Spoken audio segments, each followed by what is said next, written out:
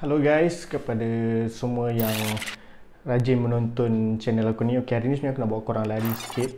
Okay, walaupun channel aku ni sebenarnya banyak bercakap pasal travel dan bola sepak, but ini adalah satu benda yang menarik yang aku nak kongsi juga dengan korang. Sebab ini aku nak kata passion, I think so lah. This is satu passion aku, ataupun sebenarnya satu keinginan aku untuk cerita dan juga dedahkan kepada korang. Sebab orang-orang yang aku nak cakap ni adalah superhero lah, yang memang cerita diorang ni perlu disebarkan untuk pengetahuan ramai. Okay, actually aku kena cerita balik, sebab sebelum ni aku nak cerita macam mana how aku terlibat dan macam mana aku mula travel kerana bola sepak. But untuk this episode aku nak cerita lain sikit. Walaupun ada logo Malaysia, but this is not just about football. Okay, aku nak bercakap pasal sukan para. Okay, kepada yang tak tahu, sukan para ni adalah satu sukan yang melibatkan golongan OKU, orang kelainan upaya. Mungkin ada orang akan kata orang kurang upaya dan sebab disabled, but aku prefer untuk sebut orang kelainan upaya kerana mereka mempunyai keupayaan yang berbeza dengan kita, tetapi itu tidak menunjukkan yang mereka kurang daripada kita. Maybe diorang lebih dari kita. Okay. Macam mana terlibatnya aku dengan sukan para? Okay, aku semuanya bermula pada tahun 2016. Masa tu aku tengah mencari kerja. I'm actually looking for a job sebab company sebelum tu tutup. So masa tu aku tengah cari kerja, and then kawan aku Syarizat telah membawa aku masuk dan bekerja dengan dia. Dan first project yang aku kena handle adalah untuk macam mana nak menyebarkan ataupun membantu untuk menaikkan nama dan memberi exposure kepada sukan dan juga atlet para Malaysia yang akan bertanding di Paralimpik 2016. Okay, masa tu aku thankfully sebab masa tu aku juga menulis secara freelance untuk portal-portal sukan. So basically untuk menyebarkan pasal sukan ni adalah satu benda yang aku tahulah. But sukan para is something different. Okay, aku perlu jujur, sebelum 2016 aku sebenarnya tidaklah tahu ataupun tidak begitu menyedari kewujudan sukan para atau atlet para ni langsung. Mungkin aku kenal pun dalam seorang. Itu pun sebab pernah terlibat dengan atlet ni, Ahmad Solehim, masa tu untuk program banjir, tak silap aku, dekat Temerloh, tak silap, pada tahun 2015. So masa tu aku kenal, tapi masa tu tak tahu sangat pasal apa-apa acara atlet Malaysia masuk, macam mana pencapaian kita. Aku seriously tak tahu langsung. Tapi semuanya berubah pada tahun 2016 bila aku dapat chance untuk cuba membantu diorang dan menyebarkan info mengenai sukan Paralimpik 2016 yang melibatkan atlet-atlet Malaysia. At that time aku cuba to be as much as possible untuk aku involve daripada awal sampai habis. Bermula dengan masa send off dekat Pusat Kecemerlangan Paralimpik di Kampung Pandan. Kat situlah aku mula mengenali nama-nama macam Rizwan Puzi, Latif Romli, Ziyad Zulkifli, Siti Nuriyasah, Radia, itu yang olahraga, and then few others, Jamari Sigar, renang. Kat situ aku mula tahu nama-nama ni dan cuba untuk mengetahui pasal pencapaian diorang dan apa acara diorang nak masuk. It's mind blowing lah. It's mind blowing. Aku memang masa tu sangat terbuka mata. Sebab walaupun masa tu kita betul-betul baru lepas Olimpik, Malaysia baru kita tengok macam Lee Chong Wei, mixed double dengan bergu kita yang hampir nak dapat emas dalam acara badminton, tapi kita bukan sekadar lah, kita bersyukur kan dapat perak masa tu. So dia punya mood tu dah ada, but how do I take that mood bawa ke Paralimpik? Sebab tak semua orang tahu dan tak semua orang berminat nak tahu. Itu yang penting, tak berminat nak tahu. Kalau tak tahu tak apa, tapi macam bila nak menimbulkan minat tu yang macam mungkin agak susah sikit.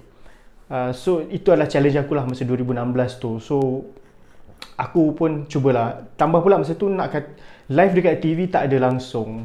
So agak susah lah, macam kau nak ajak orang tengok dan cuba untuk hype upkan benda tu agak susah sebab kau tak ada live. And even masa tu aku memang bergantung semata-mata kepada YouTube dan juga website Paralimpik tu sendiri. Sebab kalau macam olahraga senang, olahraga ada acara, aku dapat tengok olahraga punya competition. But untuk tengok acara-acara lain, aku memang bergantung kepada website ataupun result daripada tim MISIM yang ditubuhkan oleh Tune Talk yang berada di Brazil, di Rio masa tu, untuk feed info pada aku untuk aku cuba sebarkan di social media. Masa tu platform aku hanyalah social media untuk bantu menyebarkan pasal atlet para ni. So nak diceritakan benda yang paling memorable masa tu adalah pada 2016 tu adalah obviously adalah kemenangan Rizwan Fuzi 100 meters, di mana itu adalah kali pertama Malaysia membawa pulang pingat emas dalam tamasya besar tu. Sebab Paralimpik adalah, boleh kita kata, sebaris dengan Olimpik.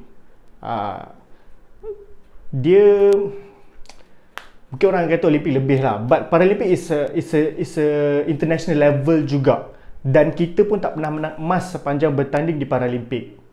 And then pada tahun 2016 tu Rizwan Fuzi berjaya bukan setakat bawa balik emas, tapi dia juga pecahkan rekod dunia.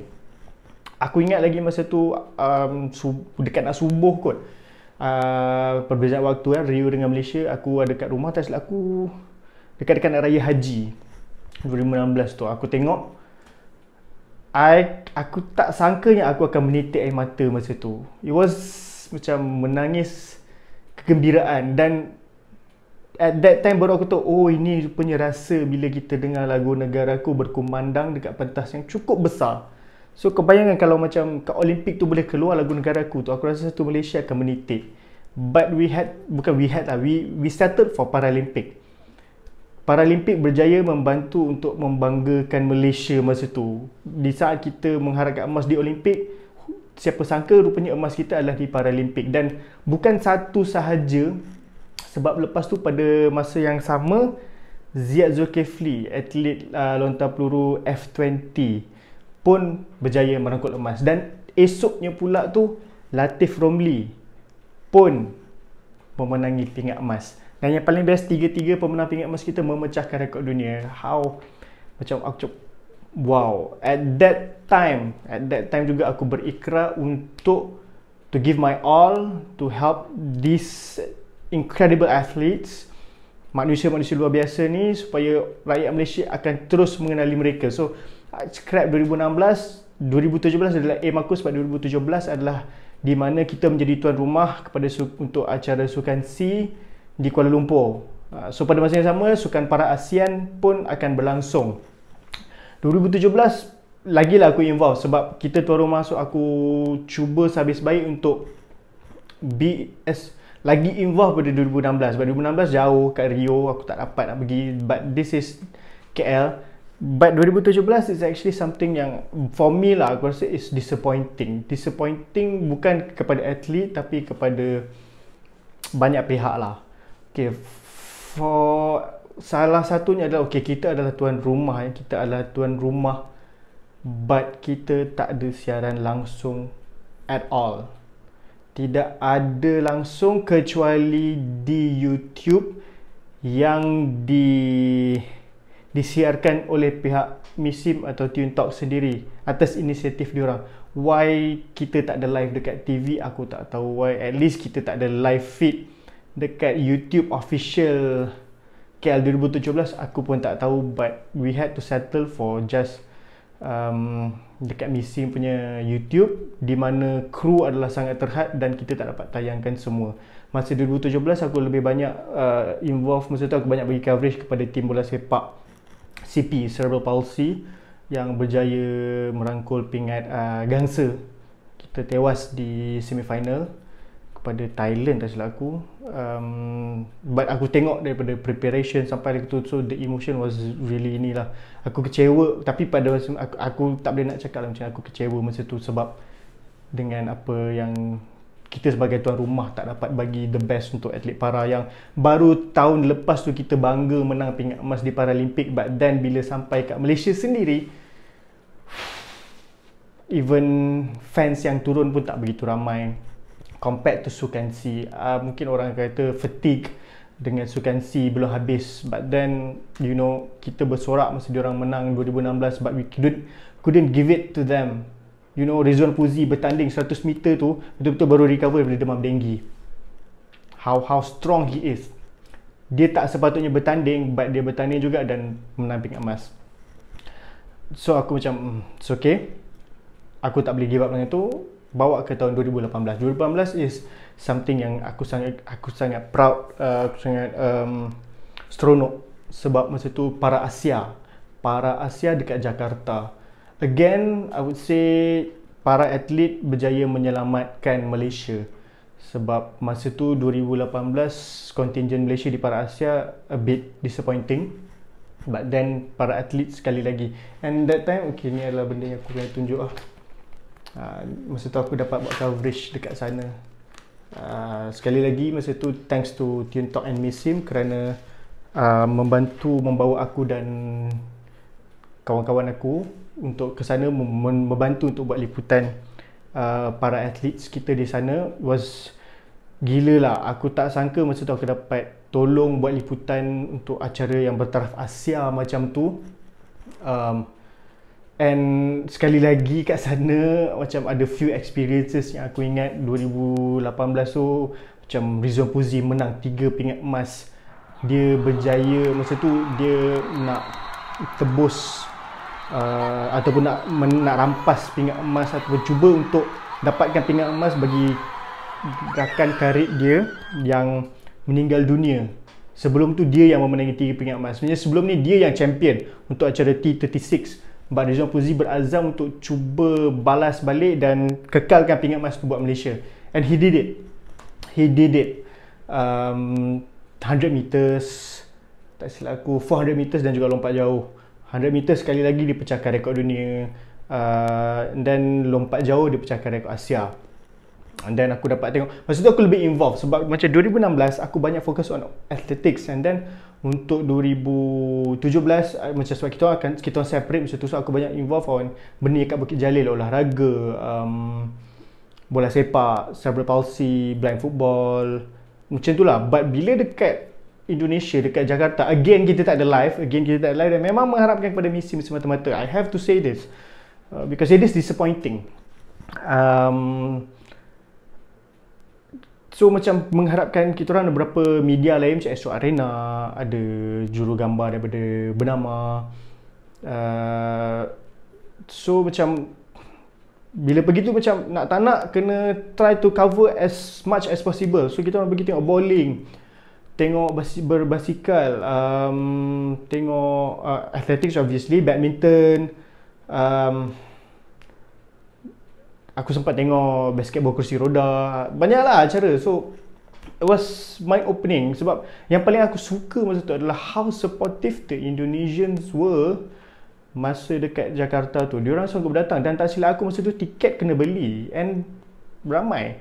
Masa tu aku boleh rasa bila aku tengok badminton dekat Gelora Bung Karno tu final, sebab final kita ada champion Xia Liek Hao yang main singles, lawan kat final menentang atlet tuan rumah Indonesia yang juga kira musuh ketat dia untuk menang pingat emas pertama badminton di Paralimpik. Aku boleh rasa lah macam wow, ini untuk acara para ni, badminton dekat the famous Istora Senayan. Was gila babe. Dapat bayangkan kalau macam main Piala Thomas ke ataupun apa-apa acara yang atlet badminton kita lawan dengan atlet Indonesia, aku boleh tahu macam gila, this is gila lah untuk event para. So but diorang sangat supportive. Even ada live dekat TV Indonesia untuk sukan para, which kita tak buat. Kita just normal news, macam orang dah habis lagi, orang dah menang minyak emas, kau nak tayang. It's disappointing lah sebab it's a big moment for Malaysia bila atlet para kita boleh menang emas. So Indonesia was macam betul-betul membuka, betul-betul buat aku lagi rasa bangga sebab aku dapat membantu and macam try to give my best untuk rakyat Malaysia tahu apa updates, apa pingat yang kita menang, siapa yang bertanding. Macam masa tu social media adalah main source of information untuk para. And then time tu aku dah berazam, okay, aku dah rasa 2016 tengok dekat laptop. 2017 aku involve, 2018 aku involve on the ground dekat para Asia. So bila masuk ke 2020 sebab mula-mula memang aku dah aim Tokyo is the place I want to go. But before Tokyo is aku nak pergi ke Filipina lah sebab masa tu ada para ASEAN juga. Unfortunately para ASEAN cancel And then 2020 pun Paralimpik ditunda ke 2021. So that comes to today, lagi sekali aku rasa sangat kecewa. Why? Because dengan situasi pandemik sekarang, aku tak dapat nak pergi ke Tokyo. Walaupun macam aku sebenarnya dari since 2018 aku dah mula menyimpan untuk pergi. Sebab masa tu aku dah tak kira even if aku tak dapat sponsor apa sekalipun, aku akan ke Tokyo untuk cuba bantu memberikan exposure kepada atlet para. Unfortunately, dengan apa yang berlaku, dengan pandemik yang berlaku, kos dia sangatlah tinggi dan dengan begitu banyak SOPs yang sangat ketat, aku tak dapat nak pergi. So aku terpaksa jadi macam 2016 balik, di mana aku perlu mengharapkan apps, website dan juga live di YouTube, insyaAllah kalau ada, untuk bagi tahu ataupun cerita lagi pasal para atlet para Malaysia. Okey, untuk 2021 ataupun 2020 ni Paralimpik, kita aim lagi banyak emas compared to 2016. 2016 kita pun sebenarnya tak bukan nak kata expected, but it was a great record lah untuk menang 3 emas. Untuk tahun ni kita aim, if I'm not mistaken, 5 emas yang kita harapkan akan dapat, sebab kita ada few world champ juga yang baru, macam Boni punya untuk angkat berat, and then we have Suresh untuk acara memanah, dan kita harapkan juga akan ada emas daripada acara badminton daripada Chia Lek Hao, sebab dia dikira antara pemain badminton para yang paling inform lah for now. Cuma halangan dia yang paling susah sekali mungkin adalah atlet Indonesia, sebab aku dah pernah tengok dia orang main final dekat Jakarta dulu, dan atlet Indonesia ni dia lain macam sikit. So hopefully Chia akan di bawah didikan Rashid Siddiq akan dapat bantu kita bawa balik emas. Okay, and then satu nama yang diorang tak aim emas sebenarnya adalah Rizwan Puzi. Sebab okay, aku tengok pada tahun 2019 masa Rizwan Puzi masuk World Champ, dia kalah dengan atlet China yang memang pesaing ketat dia, and seorang lagi tak silap aku Australia ke. And yang Australia ni muda dan dia memecahkan rekod dunia Rizwan Puzi. Rizwan Puzi dah tak muda, dia dah 30 something. Yang mungkin orang biasa akan kata untuk atlet itu dah hujung lah. But one thing about Rizwan Puzi, kau jangan pernah pandang rendah ataupun jangan kau pertikai semangat dia, because anytime dia boleh bagi something yang extra yang akan buat kau sendiri terkejut. So aku masih belum give up dengan Rizwan Puzi, dan aku doakan supaya, sebab Rizwan Puzi adalah the face of para di Malaysia. He is Mr. Dash, the Malaysian Tiger. So hopefully Rizwan Puzi akan dapat membawa pulang emas dan mengekalkan emas dia lah yang dia menang 2016 dulu. Okay, so Paralimpik akan bermula pada 24 Ogos, dan kalau tak silap aku kontingen Malaysia akan bertolak pada 18 Ogos. Dan aku kecewa sebab dengan pandemik ni aku tak dapat juga nak pergi ke send off diorang. Aku hanya boleh tengok gambar ke apa. So kita akan mula bertanding. Aku first acara kita pada acara yang melibatkan kontingen Malaysia ada pada 25 Ogos, dan kita akan habis pada 5 September. Ada banyak acara, so aku akan update pasal benda-benda para ni di social media, especially di Twitter account aku, Nizam Archibald, so korang boleh follow. Okay, so that's all I have to say about para, dan aku harap korang akan juga menyokong kontingen Malaysia yang akan ke Tokyo nanti. Apa-apa hal, jangan lupa kami luar biasa. Come on Malaysia, bring back the gold and make us proud.